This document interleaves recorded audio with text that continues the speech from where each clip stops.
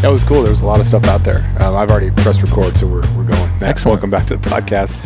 Just kind of recapping some of the plants that we saw on the stream survey. How many stream surveys have you been on now? I typically do 2 to 4 a summer with Mark, and for the project, we usually have 1 a week. Okay. And it's mostly for or all for the anadromous water survey. Correct. Yep. It's to add waters and species to the anadromous waters catalog. So ADF&G has got this awesome platform called the anadromous waters catalog. There are a lot of streams and species from certain streams missing from the catalog, or anadromy. So how far the fish go up. When they originally surveyed, they might have only found fish to like 3/4 of a mile up a stream, for example. But then when we go back in and survey it, we find that there's fish for another mile up the stream. So then we can extend anadromy on that river as well. It was pretty wild. Growing up here, I know that like there's some rivers that aren't really more than a creek or and there's still fish that go up there and fish that use that. And the idea that you can just sacrifice rivers here and there because there's so many of them. We're at the point now where we kind of need every bit of spawning habitat that we can. So main goal for these surveys and adding these anadromous rivers is to information, or what's the main goal there? Information, but also to, when streams are fully surveyed and cataloged, and for the anadromous species that are in there in the habitat, it affords them certain protections that they don't ordinarily get if it's not an anadromous river or anadromous section of a stream. And there's certain species that we do target. We target steelhead in the springtime, so it's adult steelhead surveys, and then it's mostly cohos the rest of the year. The reason being that cohos typically travel the furthest up the stream and occupy the same sort of habitat that a steelhead would. Mm-hmm. It was pretty wild. The one that we went to a couple days ago now, the whole network was about 2 miles. Yeah. It was in the same valley as this other one, and that one was named, but the one that we were up wasn't named. There was nothing that was cataloged, and the confluence with that other river was pretty close to tidewater. Mm-hmm. And then so we go up this network, and the water is super thin, and there's all these little offshoots and tributaries and just stagnant mud water that you'd want to like filter and then also boil. But there were still salmon fry in there. It was pretty amazing. Yeah. I think what's kind of cool is when we look at a river to go and fish, that wouldn't be it, right? Like the habitat we are in is not the river that we're going to fish, but when you find all those juvenile cohos and chum and cutthroat and Dolly Varden in there, you quickly realize that river is just as, if not more important than a river that you want to go wet a line in, because those are the rivers that those juvenile fish need to thrive in and to grow big so they can get out to the ocean. When we get further in southeast on the mainland, we get a lot of these really harsh topography, and so the rivers aren't very long. So how many rivers are we talking about in southeast Alaska that are can be surveyed and they have a bona fide run of fish? Yeah, so we estimate there's around 4,000 anadromous waters in southeast Alaska. About half of them are cataloged really well. We feel like there's probably steelhead in about half of those rivers as well, and most of them are not cataloged at all. So right now we're mostly just targeting streams that are a short plane flight from Juneau, because that's where we're based out of, but there's certainly opportunities to do that region-wide too. Mm-hmm. When you think of the major rivers in southeast, you think of ones that connect to the mainland, and the spawning tributaries are up in Canada, so like the Unic, Stikine, those sort of rivers. What's kind of the average size of like a southeast Alaska river? I don't know if there is even, if you know that, or what is that? I think the average anadromous habitat is typically around 1.5 miles. If not, a lot of times more. I think most streams are less than 10 miles, even less than 5 miles. But if a stream is longer than 10 miles around here, for sure, that's a pretty big system. Mm-hmm. And there's not that many of them that are that big. It's pretty wild if you read Alaska history and kind of look around at a lot of these inlets that look totally untouched by people. a lot of them have pilings or remnants from mining or from logging or from canneries. And just to hear about the cannery going in there so they could can like right there at the source and then pretty much wiping out some of these populations. It's amazing that there's as many fish left as there are. Because I think it was 1924 was the White Act that said, hey, you can't be blocking entire rivers. Fish traps are bad. We need, was it 50% escapement or something like that? So for over 100 years, we've known that, hey, this is not we can't keep doing this. But there's still fish left, but man, it's pretty incredible given the use. Yeah, no, I know a handful of those rivers that you're talking about with pilings at the mouth and some old, from fish traps too. And it's kind of interesting in some of the inlets that those are in. I've never fished the stream with the pilings, but the adjacent streams are incredible. So it always made me wonder, like, how good was that stream with the pilings on it before it was trapped? Yeah. Right? Or before the cannery. I don't know what river it was, but I was reading about you can have fixed fish traps, or you can't, but like at the time they were using fixed fish traps, and one of them spanned 3/4 of the mouth of the river. And so there was very, very minimal chance that things could get up there. And the pilings are still there, and it was pretty much just wipe the thing out, because if you just do it for 4 years, 5 years, you're going to get the entire run. And that could just be totally it. So the fact that, and then to recuperate, like there might still be some fish long term, but to regenerate to the point of before, like, is that even possible? I think it is, but there are a lot of things, working against the salmon, from habitat degradation, whether it's, industrial development, for homes and buildings and stuff, or, logging and mining, or that's just in the habitat. And then you get out into the ocean, you've got, commercial fishing, you've got hatcheries, you've got whales eating salmon, you've got the warm water blob out in the Gulf, you've got, factory trawlers. There's just so many different factors that go into, that are all trying to attack the salmon essentially. And, the habitat is the one area that we can do something about, so that's where we focus our energies on. Yeah, they're pretty resilient. It's pretty unbelievable to see some of the rivers down south that once they've taken dams off, or or even, I don't know what river it was that was totally wiped out during the Mount St. Helens eruption. Steelhead are starting to go back up that thing that was just totally wiped out because of the ash and because of the mud and everything else. But, given the chance, they can come back. It's pretty amazing. Absolutely.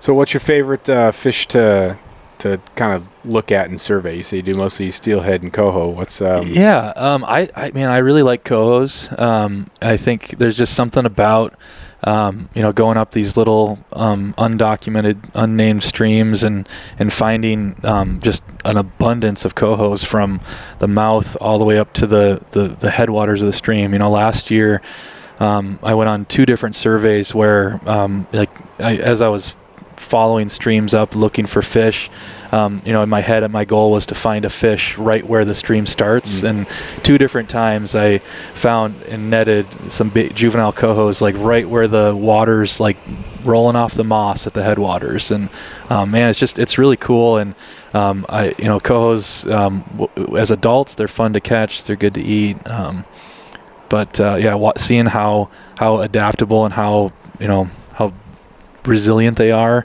to following them up every single inch of a watershed is just amazing.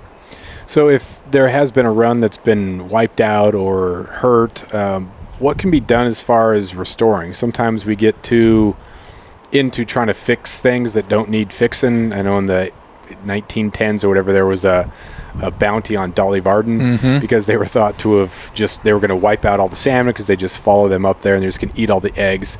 And so in our infinite wisdom, we thought, hey, we got to protect the salmon. Let's kill all the dollies, which is totally wild to think about. But what's the mix of restoration versus over meddling in it? Yeah, that's a good question. And a lot of it has changed over the years. It wasn't too long ago that we thought, pulling wood out of streams was good for the salmon. during the logging days, and now we're putting those same trees back into the streams. So we have we're doing a lot of restoration work on the Tongass. This summer we are starting and finishing a project on North QU. In that particular project, there's blocked culverts. There's culverts that have failed along a logging road that we are replacing this summer. So that's one method. When you have blockages that are not allowing cohos, for example, to access like the upper 1 mile of a stream, if you can pull out that blockage and put in a good fish passage, then the fish can go. Another tactic that's used is large wood deposits, and so that's literally like pulling whole trees down, root wad and all, putting them in the stream. What that does is it creates, as the water flows around it, it'll create holes, big pools. It'll create riffles. It'll help to store sediment as it comes down the stream, which is full of nutrients, for the macro and microinvertebrates to eat on, that the juvenile salmon then need too. So, planting trees is another way too. And some of these watersheds that were logged, long time ago, they didn't always follow the protocols of stream buffers, and a lot of them are void of trees. And so, what we need to do is, excuse me. Put trees in there to help hold the sediment back, to provide some shade. Excuse me. And leafy matter for the little bugs to eat. Mm-hmm. That was one of the old practices, I guess, or when they would log all the way down to the edge of the stream, and not having that buffer was just devastating for that habitat. And I remember growing up fishing the Klawock River and just thinking that all this downfall and everything that was on the edges was just getting in my way of fishing. It'd be nice if it was just clear and if it was just even water. But then you start thinking, because of this root wad in here, it digs out that little area. It's great holding water for them as they're coming up. So in low water times, this is super important, because these are the pockets where they can be in until the next rain as they're moving up. So you start to really learn about all those important elements of the river ecosystem, rather than just, I want everything clear of it, log down to the edge of it, so access is better. Like, you can't have both. You got to have that good habitat. Right. Yeah. And then having adequate buffers too is really important. So as we get into our forest plan revision and looking at things to add into there, making the buffers bigger is probably something we should look at. Currently, right now, in Washington, the forest there, the buffers are 300 feet, and we have the same kind of trees. If a tree is 300 feet long, that's going to fall into the stream when it does fall, and that's a good thing. So. Mm-hmm. What is something that is kind of on the radar for? You just finished something up at Montana Creek, and they're doing something up north, I think. But as far as Southeast goes, what's the next restoration project? You said something about QU too, but what else has got? Yeah. QU Island, and then next summer we're hoping to break ground in Yakutat. We have 3 different sites that are tributaries of the Seatuck. One of them is just across the bridge. Excuse me.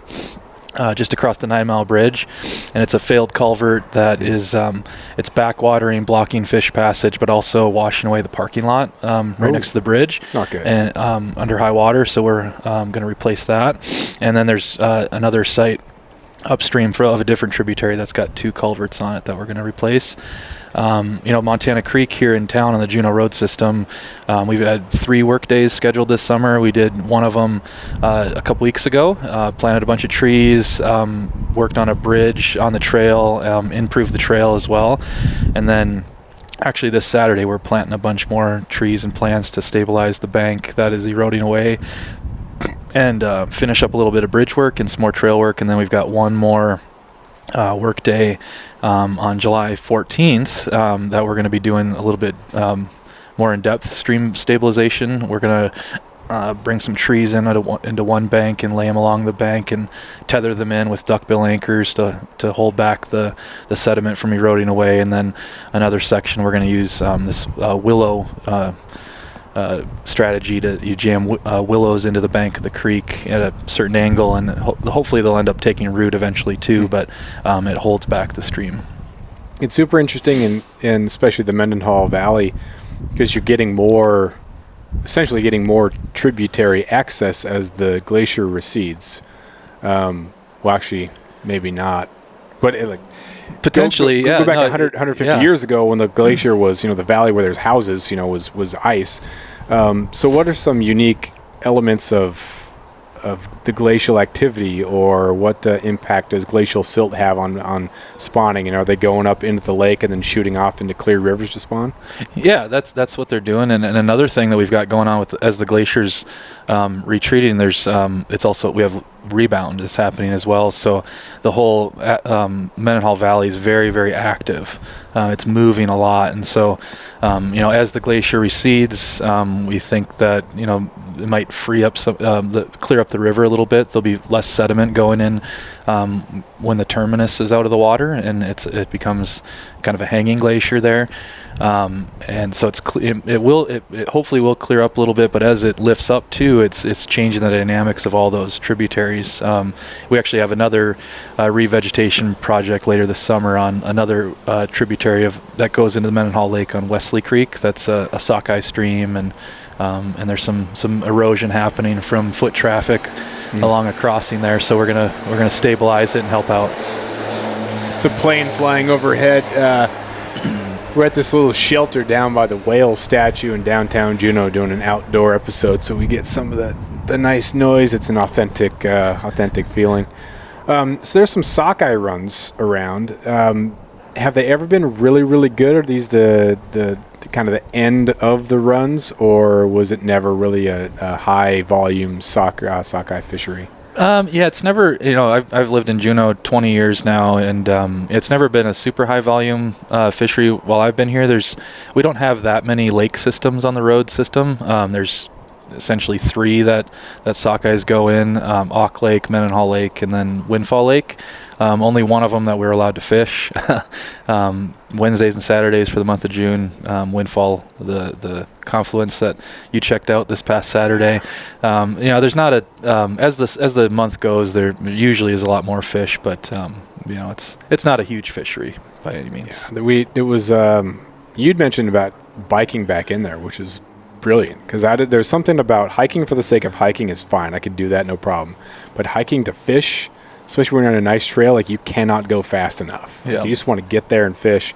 And we got to the section where you can start fishing, and I was looking at Onyx, and they steered me wrong because it looked like the spur was halfway to the lake. So we get there, and we're going back. Actually, we walked past it first, and I looked at my map. We passed it. We go back, couldn't find anything. So then we just said, all right, we just got to go that way, and we'll hit the creek. And it was just the worst Devil's Club forest ever. And just angry. There was deadfall climbing over it. Finally get to the creek. And it was just this thin water. I knew it wasn't going to be glacial silty. I knew it was going to be clear. But it was thin, and it looked like kind of mucky and almost stagnant because it was pretty low. And I thought, no way there's any sockeye in here. And we caught a couple cutthroats, but right down closer to where the confluence was, as we just kind of walked down the shore and then found where people were fishing, and then took that trail out and discovered that trail down to there was right after that bridge. Right. And we just walked past that. So, man, I took the hit on that one. I take responsibility because I didn't see that trail. But, yeah, it doesn't look like a huge river. No. It doesn't look like it's really got a whole lot going on.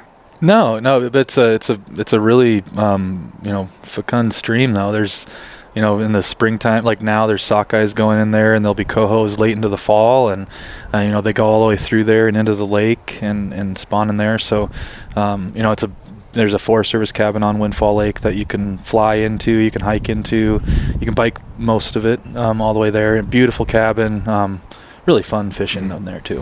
It definitely had one of the feelings of the type of creek that you would look at and survey and think, okay, there's nothing here. It's no big deal. Do whatever you want to it because there's nothing there. Yeah. And then you start thinking, well, the lake probably has good trout fishing, and the reason why it probably has good trout fishing is because there's stuff for it to eat, and you're going to have the migrating fish that are up there, so it's all that stuff for a reason. Mm-hmm. But we're glad that we went. There was about 5 or 6 people that were fishing like the first good hole, and I didn't see them catching anything, but it's good to go, but not came back and did some dolly fishing here in town, which is pretty nice. Yeah, definitely. Dollies are here in town. We're by the bridge. Did some fishing here. What are they mainly eating right now? So you have, what do you got? Yeah, they're mainly eating out-migrating salmon fry. The pink fry. They out-migrate in the spring after they hatch, and they typically hang around the near-shore waters for a while, sometimes going in and out with the tide in a river mouth. So bait fish imitations, clouser minnows, some natural colors, but pink, white, olive, some gray. All those colors work great in all clouser minnows, but pink tends to be the best. Mm-hmm. How often do you fish for them?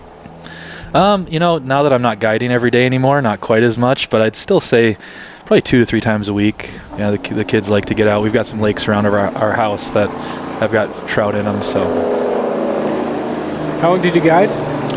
17 years. 17 years. Yeah. And how'd you get into guiding? I always thought I'd come up to Alaska and start guiding at some point. It was just something I always wanted to do, and it actually happened at the hockey rink. The guy that owned the outfitter, he played hockey also from Minnesota like me, and I was playing hockey with him, and I said, hey, I'd love to work for you this summer. And he said, yeah, let's put your number on the board and get you out on a couple trips, see what you can do, and we'll go from there. How was that first day? Did you have success, or were you just like trying to fake it, or what happened there? Yeah, so we do kind of on the job training, kind of shadowing usually is kind of how we train. And the first day I went out with the other guide, and we caught a lot of dollies. It was middle of May. We're on the Chilkat Peninsula. Really cool thing though. The first day I wasn't expecting to see any bears or anything like that, and walking down the beach towards us was this big brown thing, just slowly wandering towards us, and I thought, oh, there's a bear. I looked a little closer, and it was a moose, and that was the first moose that I'd seen in Southeast ever at that point, because I was pretty fresh off the boat, so I didn't really, I knew that the moose weren't common around here, and that was the first one, and as I've lived here now, they're more and more common everywhere. What was the best part about guiding? Being outside.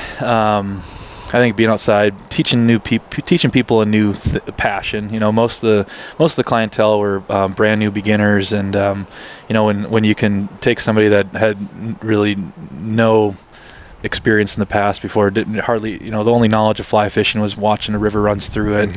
And they'll mention that several times throughout the day, but to take them from zero to catching fish and them thinking like, this is something I could do for the rest of my life. Like I took a lot of pride in that, whether as adults or kids. It doesn't have the same monotony of tossing a lure. Because tossing a lure, you can kind of shut your brain off, and there's a time and place for that.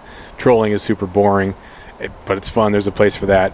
With fly fishing, you're just trying to get a good cast, trying to get a little bit further, chastising yourself for hooking the rocks behind you or the trees behind you or the whatever. Like, it's super, super engaging, and that's getting the first fish on a fly rod is something pretty special. Totally. So as you guided more, how did that improve your own fishing? Because sometimes, they say that if you're teaching someone else how to do something, that reinforces your own knowledge. Oh, totally. It kind of turned it into an automatic, basically. I constantly working on different fly patterns, adding new things into my flies, exploring new waters and seeing where else can I catch fish. On our family camping trips, we'd usually bring food and without bringing in a protein, because I knew that wherever we were going to go, I was going to catch some fish to add into the meal for the night. Things like that. I'd say food security too. Is all catch and release, guiding wise. But that's a lot of good practice too, right? Like catching and landing fish. And, when you have, I am fishing myself, but when you've got 4 clients, for example, you can it's kind of like you're trolling in a boat and you're trying out different hoochies or different flashers or different herring or no herring or whatever it is. You can try out a few different fly patterns, a few different colors, see what works best in certain lights and certain days, and so you're kind of experimenting. Since you've got effectively 4 lines in the water, you can do a little bit of everything and find out what works the best. How'd you handle someone who wasn't happy with either the environment or the size of the fish or the number of fish? How'd you handle that? Thankfully, it didn't happen that often. I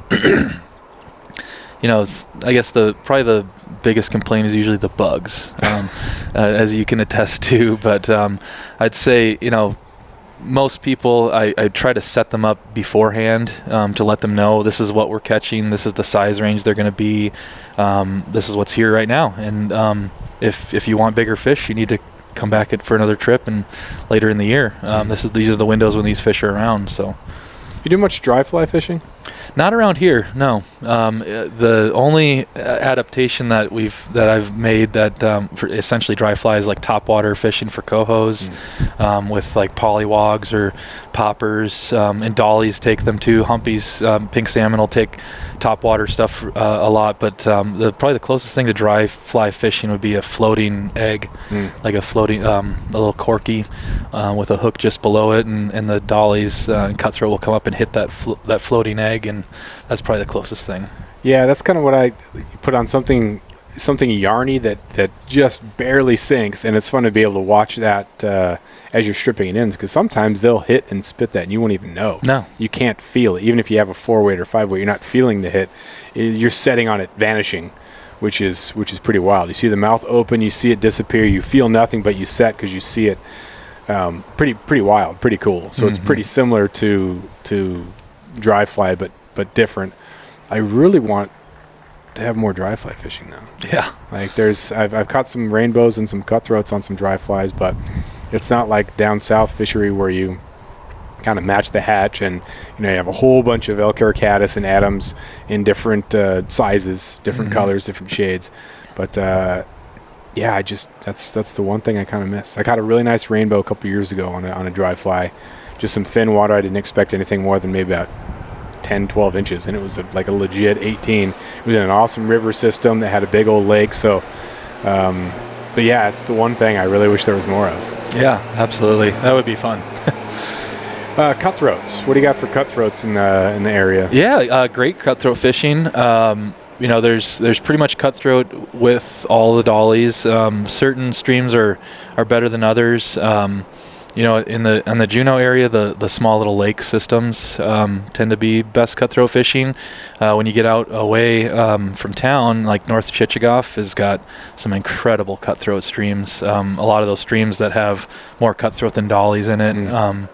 Where like you go in this time of year and you're going to catch a lot of cutthroat. How do you tell if it's a coastal that goes out or versus one that stays in the river or goes up? Like, is there a difference, or do they all do the same thing? Yeah, so that's, going back to the Anadromous Waters catalog, that's one of the things that we're trying to list as well as sea-run cutthroat trout. They are really tough because they look the same as a potential resident too, and to Fish and Game, it's so the differences are so minute that a lot of times they just say nope, those are resident fish. They tend to be shinier. They look like they came out of the ocean. The scales are set a little different. They're just shinier. The other day when we were out, we had one minnow trap that had probably 2 really good candidates to advocate for them being anadromous. And in that same trap, there was another 4 cutthroat that weren't as shiny, and those are ones that likely are anadromous as well, but Fish and Game would say nope, I don't think so. What about with rainbows? Because people say that this is a resident rainbow versus this one's a steelhead that's it's maybe its first time back. Yeah. Yeah, and that happens a lot. Pretty much every steelhead stream has rainbows in it too, and those, they're just steelhead that haven't gone out to the ocean yet. Usually can tell by size and kind of the structure of the fish. Like, a resident rainbow looks a little bit more like a smaller scale, but looks more like a Kenai rainbow or a Bristol Bay rainbow. They're a little more football shaped. Their spots are really prominent. A true steelhead is going to be really shiny, when they're coming in, obviously, and more green when they're going out. What about the spots? Some people have said that if you have a 80% or a percentage of the spots above that red line, that's more indicative of a steelhead, versus spots all throughout is more indicative of a rainbow. And that's not necessarily like the hard and fast truth, but that could be something that helps identify. Does that have any merit? Yeah, absolutely. Yeah. The volume of spots in general. Like you said, sometimes those spots will migrate down past the lateral line, and it's not really a hard and fast truth. But in general speaking, the more dots, the more likely it's a resident. What's your favorite fish to catch? Steelhead. Yeah, that's man, I've been at a couple rivers and you're just casting and something's there, and then you never catch anything, and you just kind of walk away. You think, man, I should have cast 5 more times, 10 more times. Totally. But, I just like knowing they're there though too. I think for me, I've caught a lot of steelhead and I still would love to catch more, but not catching some steelhead in a river and just knowing they're there, seeing them. I just had a recent trip to the Seatuck in April, and great numbers of fish. The fishing was tough though because the water was so low, but I was just floating on the boat, just watching these fish go underneath the boat and watching the schools, and I was just totally at peace with just knowing that there's that many fish in there, even if the fishing's tough. So we kind of had a dry April, and that's usually kind of the peak of the run. They start really getting up there. So if it's about time for them to go up there and there's not a whole bunch of rain, are they going to still come up anyway, or are they going to kind of delay it and wait for the water conditions to be right? They might delay for a little while, but at some point they're just going to have to go. A lot of these, even the Seatuck is as big as it is. It's very tidally influenced, and so they can ride that tide up as far as they can. And a lot of streams, the places in the river that are tougher to pass through at low water are in the lower sections, and so once they can get up past the tide, they can typically find some deep holes and stuff.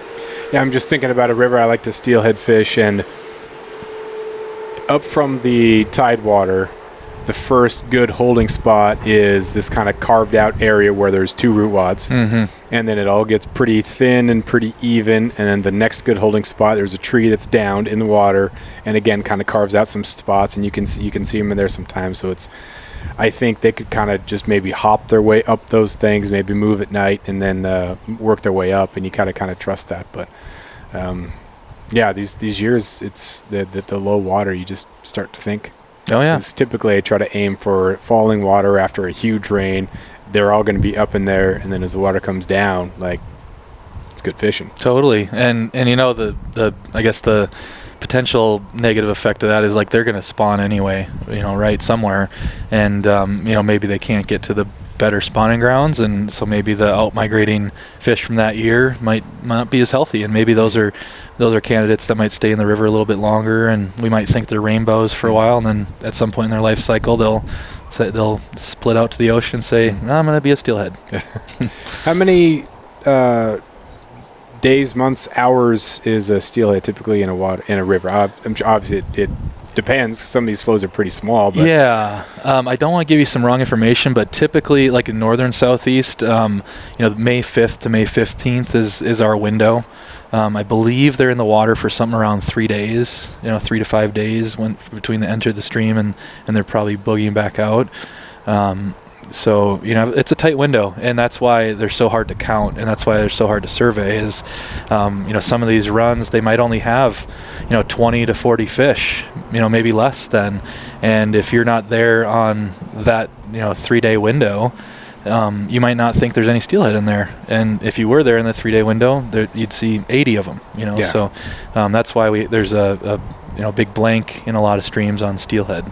It is amazing to see that. There are a couple of rivers that I've you drive over and you think there's nothing there, but you see it at high water and you see the fish and you think, man, this thing is full of fish. But full for that river is, like you said, like 40 to 80 fish, and that's the entire run. Yep. And it's a short window. They get up there, they do their business, and come back out.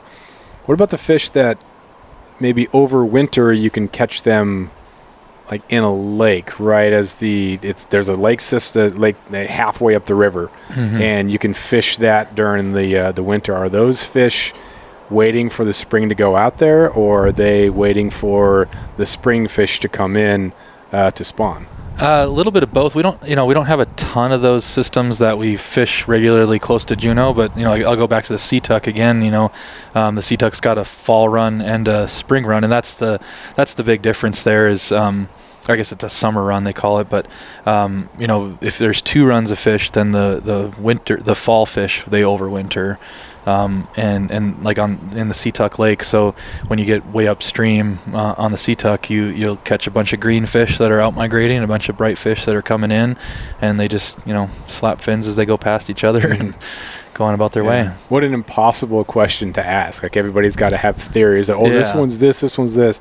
We really are just guessing. Well, and we don't know many of the fall runs, right? Because you think about the fall in southeast Alaska, it's good duck hunting weather. It's not so good steelheading weather, right? Yeah. And the streams are usually blown out and really muddy, and so even if there are fish, going under the cloud of the sediment, you're not seeing them. So it's hard to manage. Yeah, and there's late summer, early fall, there's so many other fish in the river too. Yeah. And there's a certain point where you don't want to go down there because if it hasn't really had that total flush out to get all the carcasses of the spawned out fish out, it's not an enjoyable experience. Bears everywhere, and the last thing you want is to be swinging through and hook a dead chum that's been rotting for the last 2 weeks. Absolutely.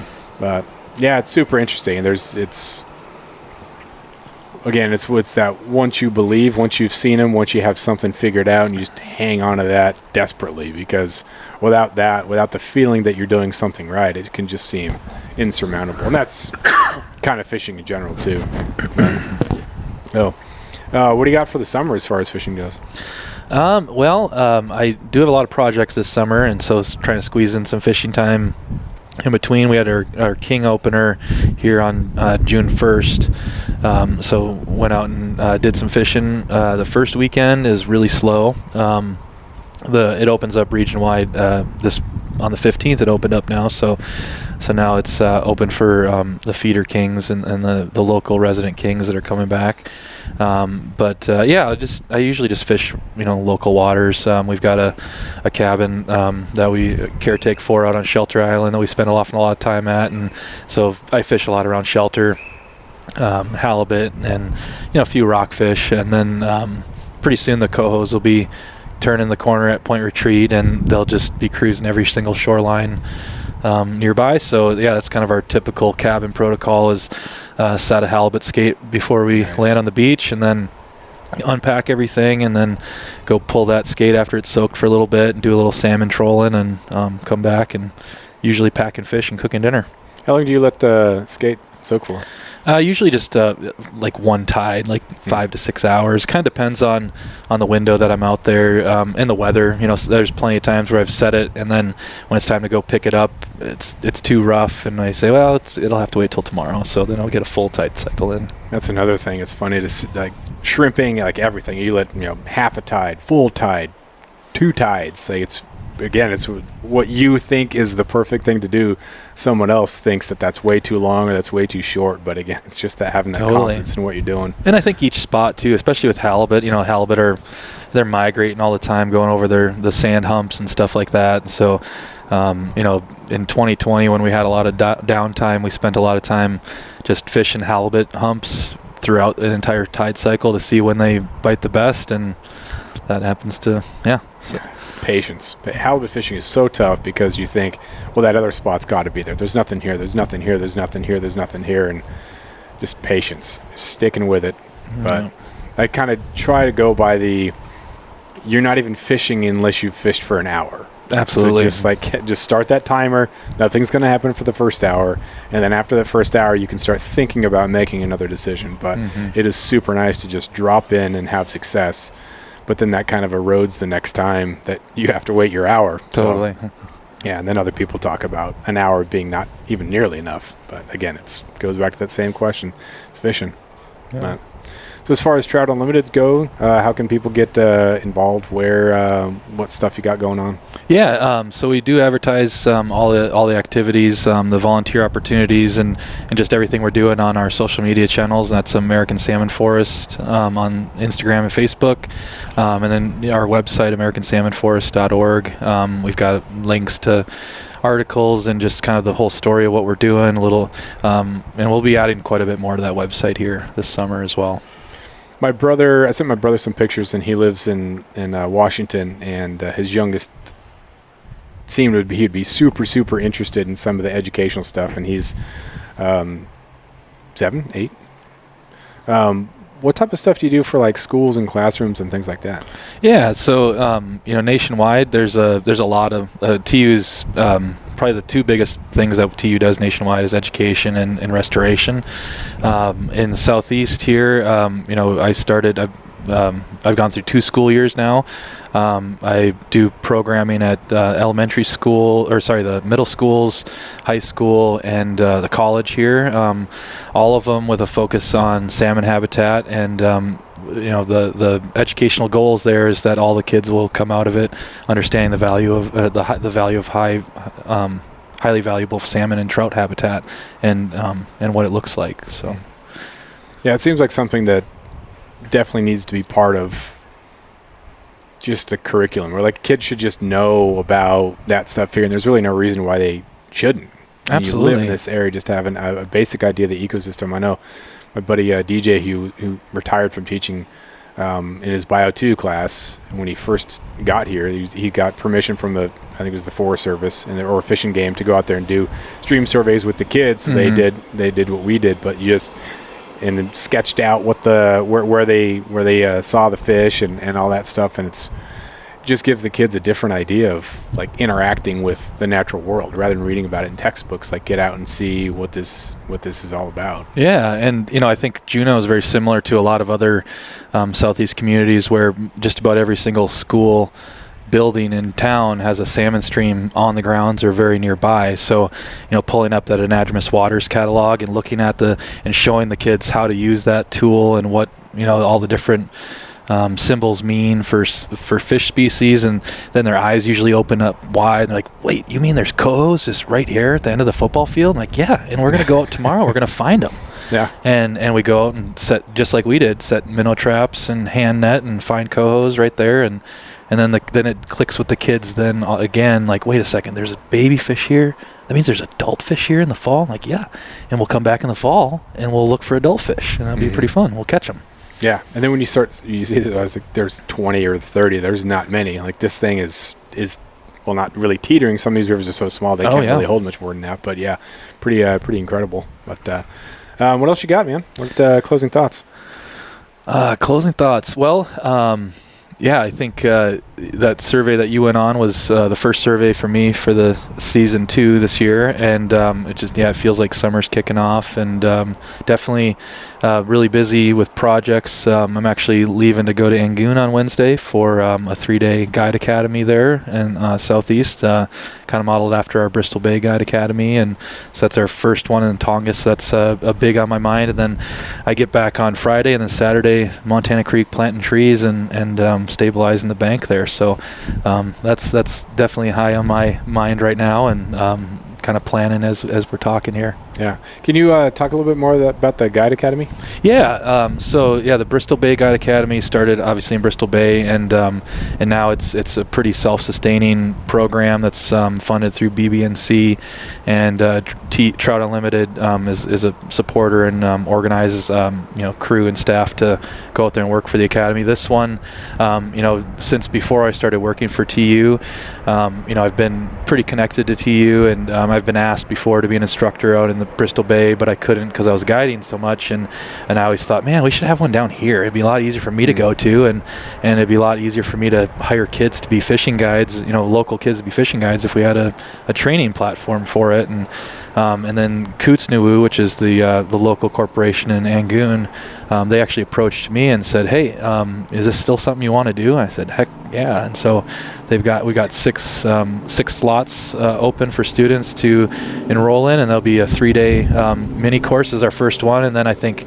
moving forward in the future, we might, we'll probably expand and in duration and students. And I'm really looking forward. So I'm outfitting the kids with some rods and reels. We'll be working on fly tying, casting, some customer service, and then we'll wrap up the 3 days with our final exam. Will be they're going to take me fishing and some other community members fishing on a stream and as their clients for the day, and we'll see how they do. Nice.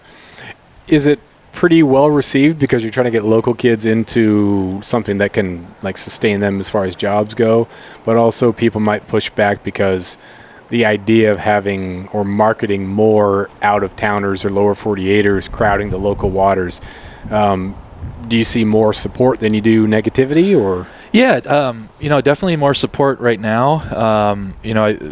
Angoon's in a really unique position right now where they're forming a forest.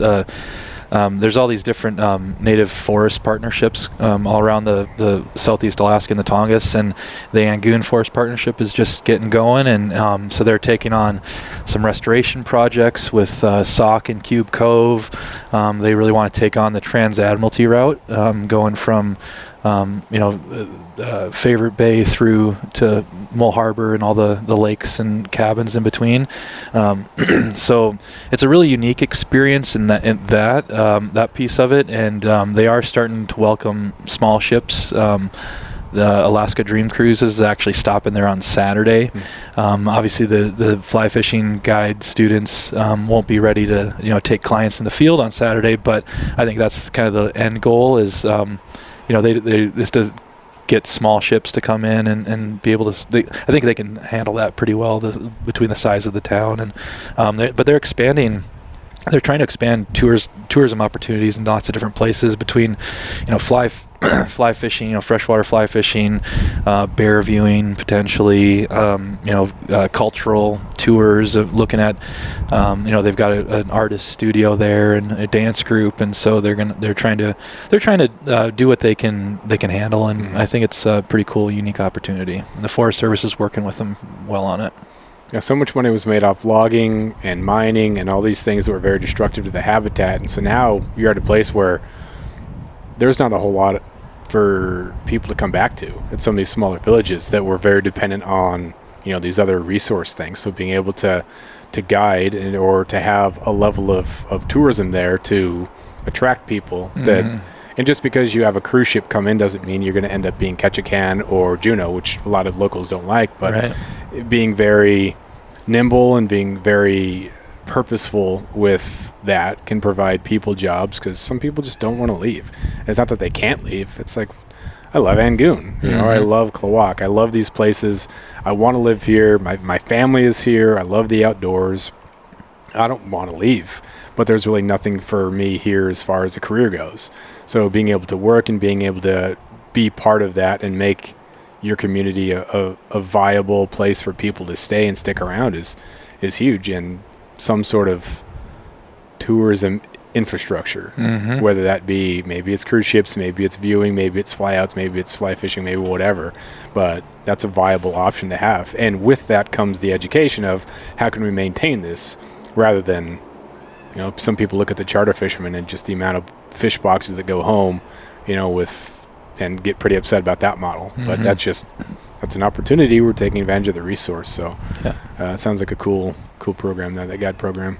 Yeah, no, I'm really looking forward to it and seeing where it can go. Yeah, well, thanks for letting me go on the survey. That was a lot of fun. Yeah, it was great having you. The whole thing, just beautiful terrain, and then even like the water and the flowers and everything was just a cool experience to go. And then of course finding the fish and getting it's scratching my bug bites. But, it was pretty bad. Need a little more of that wind. Absolutely. Cool. Thanks again. Appreciate it. Yeah, thank you.